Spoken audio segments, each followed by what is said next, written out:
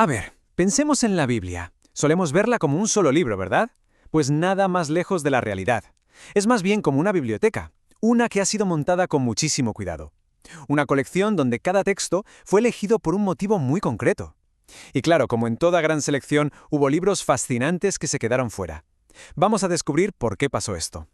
Todo esto arranca con una especie de misterio. Una pista que está ahí, a la vista de todo el mundo, en el propio Nuevo Testamento. Y esa pista es la que nos va a desvelar exactamente cómo se formó esta colección.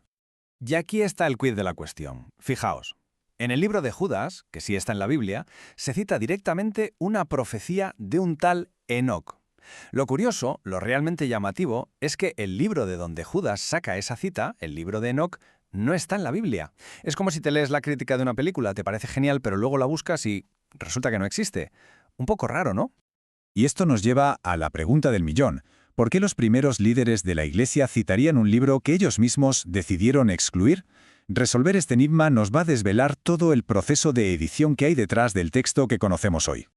Para entender qué libros se quedaron fuera, primero hay que ver lo increíblemente difícil que fue para algunos entrar, porque el proceso de selección, de sencillo, no tuvo nada, para nada. Es que hay que pararse a pensar en esto. Incluso libros que hoy consideramos fundamentales en el Nuevo Testamento, como la Epístola de Santiago o la de Judas, estuvieron en la cuerda floja, a puntito de no ser incluidos. Su aceptación no fue inmediata, ni mucho menos. De hecho, generó un debate tremendo. ¿Y por qué tanto jaleo? Bueno, por varias razones. Primero, no estaba nada claro si los había escrito un apóstol de verdad. Segundo, no es que fueran muy populares, pocas iglesias los conocían o los usaban. Y tercero, y quizás lo más importante, es que algunas de sus ideas parecían chocar de frente con otras partes de la teología que se estaba consolidando. Y esto se ve perfectamente aquí. Por un lado, tenemos a Pablo, que defiende que la salvación es un regalo, que se consigue solo por la fe. Pero por otro, llega Santiago y insiste, un momento, que la fe sin obras está muerta. Menudo choque de trenes teológico. Para la iglesia de aquella época, esto era un problemón.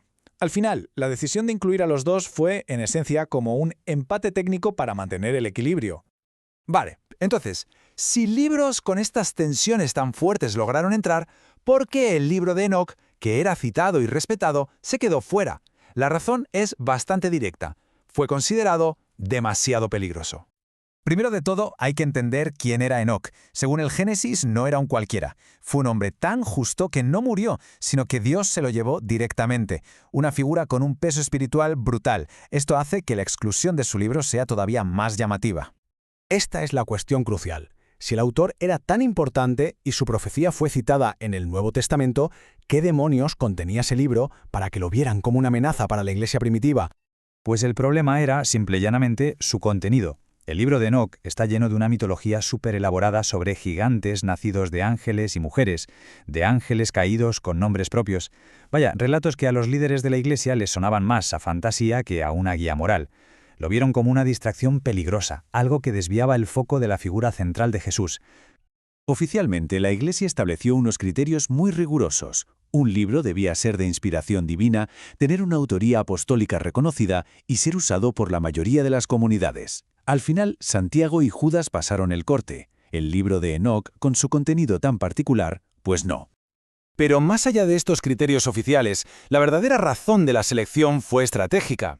El objetivo final era forjar una fe que fuera unificada y, sobre todo, controlable. El punto crucial es este. La creación del canon bíblico no fue un proceso pasivo de ir recogiendo textos, sino un acto deliberado de poder.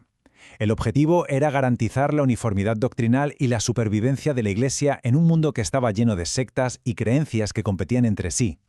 Este proceso se puede resumir en 3 motivos clave. Primero, controlar la narrativa, eliminando mitologías que liaban más de lo que aclaraban, como la de Enoc. Segundo, asegurar la cohesión. Por eso se equilibraron teologías opuestas como las de Pablo y Santiago. Y tercero, establecer una identidad propia, definiendo muy bien qué era cristiano frente a las escrituras que el judaísmo ya estaba consolidando. Entonces, ¿con qué nos quedamos después de todo este viaje? ¿Qué nos revela esto sobre la naturaleza de la Biblia? Es muy importante subrayar que esto no se trató de una conspiración para ocultar la verdad. La motivación no era esconder información, sino crear claridad, una estructura y un mensaje que pudiera transmitirse de forma coherente. Se podría describir como una brillante operación de limpieza editorial.